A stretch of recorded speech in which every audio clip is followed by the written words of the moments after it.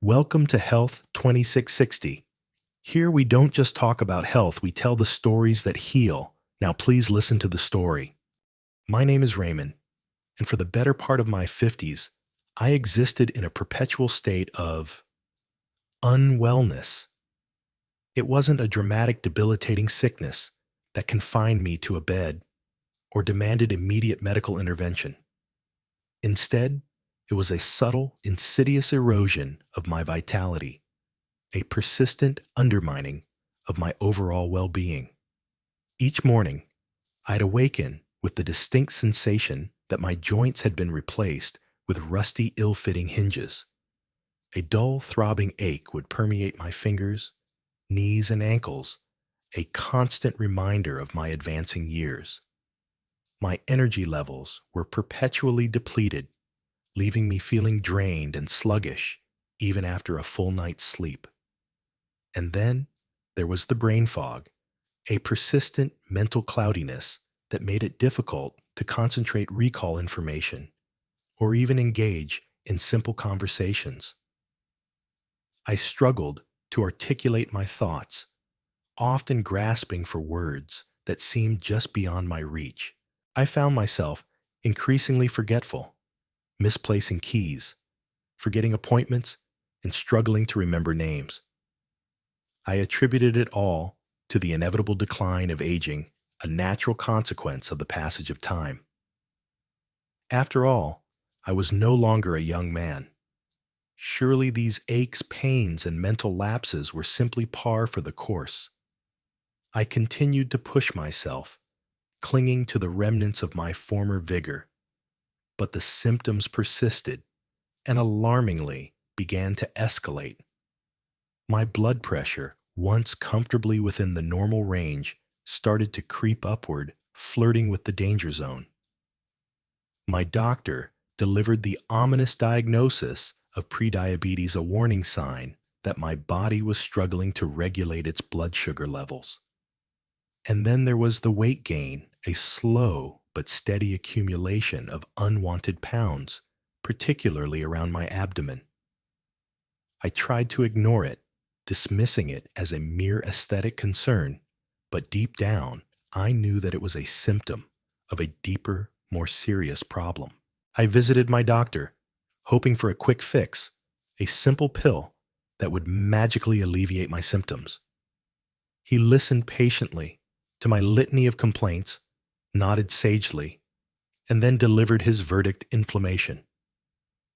"It's inflammation, Raymond," he said, his voice tinged with a knowing weariness. "It's the root cause of all your problems."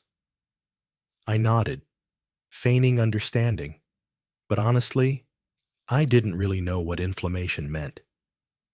It sounded like some vague, abstract medical term, a catch-all explanation for any ailment that defied easy diagnosis. I left the doctor's office feeling frustrated and confused. I wanted answer solutions, but all I received was a nebulous label that offered no real guidance. I continued to trudge through my days, my body and mind growing increasingly weary. I tried to ignore the warning signs to push through the pain and fatigue, but my efforts were futile. My condition continued to deteriorate, culminating in a terrifying and life-altering event. One seemingly ordinary afternoon, I was walking up the stairs to my second-floor apartment, a routine activity that I had performed countless times before. But this time, something was different. My legs felt heavy, my chest tightened, and a wave of dizziness washed over me. I stumbled, gasped for air, and then blackness. I collapsed on the stairs, my body limp and unresponsive. I awoke sometime later, lying on the floor, my head throbbing, my body aching. The details of the episode were hazy, fragmented, like pieces of a shattered mirror.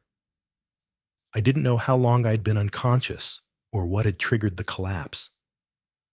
But one thing was clear: I had reached a breaking point. This was not simply a matter of aging or minor health concerns. This was a serious crisis, a wake-up call that demanded immediate action. It was in the quiet solitude of my apartment, still shaken and disoriented from my collapse, that I made a solemn vow to myself. I would no longer passively accept my declining health. I would take control, seek answers, and reclaim my vitality. I began my quest for knowledge by immersing myself in the world of medical research. I devoured books, articles, and scientific studies, seeking to understand the underlying mechanisms of inflammation and its impact on the human body. I spent countless hours online sifting through the vast ocean of information, separating the credible sources from the unreliable ones. The more I learned, the more I realized the profound significance of my doctor's diagnosis. Inflammation, I discovered, was not merely a symptom, but a root cause of a wide range of diseases and health problems. It was a silent, insidious process that could damage tissues, disrupt bodily functions, and pave the way for chronic illnesses, heart problems, diabetes, brain fog, joint pain, even depression. The list of inflammation-related ailments seemed endless. As I delved deeper into the subject, I began to understand the complex interplay between inflammation, diet, and lifestyle. I discovered that certain foods and habits could exacerbate inflammation, while others could help to quell it. The biggest culprit, I learned, was my own diet. I had been unknowingly fueling the fire of inflammation with my unhealthy eating habits. I was living on a steady diet of processed oils, refined carbohydrates, and sugary sodas. I rarely ate fruits or vegetables, and my intake of healthy fats was virtually non-existent. I had been neglecting my body, treating it like a machine that could run indefinitely on empty. Armed with my newfound knowledge, I resolved to make a radical change. I knew that I couldn't continue down the same path. If I wanted to regain my health and vitality, I needed to overhaul my diet and lifestyle. I embarked on a journey of self-transformation, a quest to heal my body from the inside out. My first step was to eliminate processed oils from my diet. I banished the vegetable oils, corn oils, and soybean oils that had become staples in my kitchen. In their place, I embraced healthy fats like olive oil, grass-fed butter, and avocado oil. I began using olive oil for cooking and salad dressings, enjoying its rich flavor and health benefits. I switched to grass-fed butter for baking and spreading on toast, savoring its creamy texture and nutritional value. And I incorporated avocados into my meals whenever possible, enjoying their versatility and abundance of healthy fats. Next, I focused on increasing my intake of wild-caught fish. I had always been a reluctant fish eater, preferring the convenience and familiarity of meat-based meals. But I knew that wild-caught fish was a rich source of omega-3 fatty acids, powerful anti-inflammatory compounds that could help to reduce inflammation throughout my body. I started incorporating wild-caught salmon, tuna, and sardines into my diet twice a week. I experimented with different recipes, discovering new and delicious ways to prepare fish. I roasted salmon with lemon and Herb's grilled tuna steaks with avocado salsa, and added sardines to my salads for a boost of flavor and nutrition. I also made a conscious effort to include more leafy greens, garlic onions, and berries in my diet. These foods, which I had previously ignored or dismissed, were now recognized as potent anti-inflammatory agents. Leafy greens like spinach, kale, and collard greens were packed with vitamins, minerals, and antioxidants, all of which could help to protect my cells from damage and reduce inflammation. Garlic and onions contained powerful sulfur compounds that could help to fight infection and boost my immune system. And berries, with their vibrant colors and sweet flavors, were loaded with antioxidants that could help to neutralize free radicals and reduce inflammation. I added spinach to my smoothies, sautéed kale with garlic and olive oil, and incorporated collard greens into my soups and stews. I used garlic and onions liberally in my cooking, adding them to sauces, stir-fries, and roasted vegetables. And I enjoyed a daily dose of berries, snacking on blueberries, raspberries, and strawberries throughout the day. I also discovered the healing power of bone broth. I had heard about bone broth from various health enthusiasts, but I had always dismissed it as some kind of trendy fad. But after learning about its anti-inflammatory properties, I decided to give it a try. I started making bone broth on Sundays, simmering chicken bones, beef bones, or fish bones in water for several hours. The long simmering process extracted the collagen, gelatin, and other beneficial compounds from the bones, creating a nutrient-rich broth that was incredibly soothing and healing. I drank a cup of bone broth every day, enjoying its savory flavor and its ability to soothe my digestive system. And finally, I embraced the ancient spice of turmeric.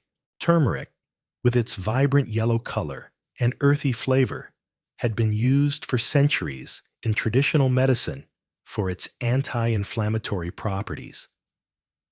I learned that turmeric contained a powerful compound called curcumin, which had been shown to reduce inflammation, relieve pain, and protect against chronic diseases. I started adding turmeric to my soup, stews, and smoothies.